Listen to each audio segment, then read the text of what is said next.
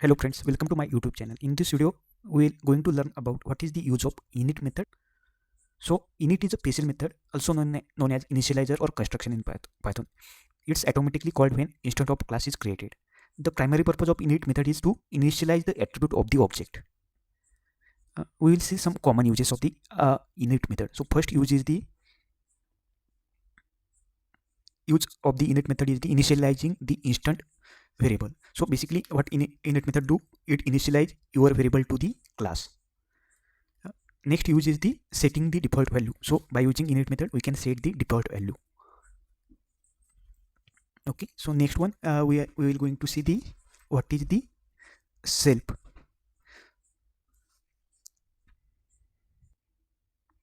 So what is the self in Python? So self is a convention used to represent the instance of the class. Within the class method, it is the first parameter. So self is the first parameter of your init method. So self here uses as the instance of the class.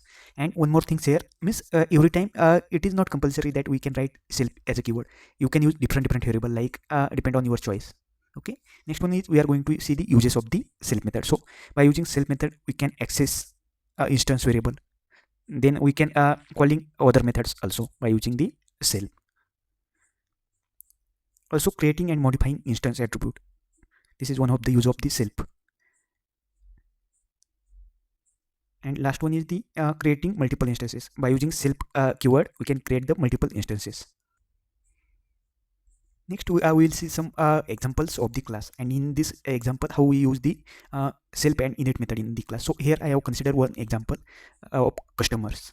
I created customer as a class. Okay, and in customer class I uses the different class, like the next is the bank account class, and last one is the transaction class. So in customer, in create account I use the bank account class. When we call create account method, so bank account class executed automatically.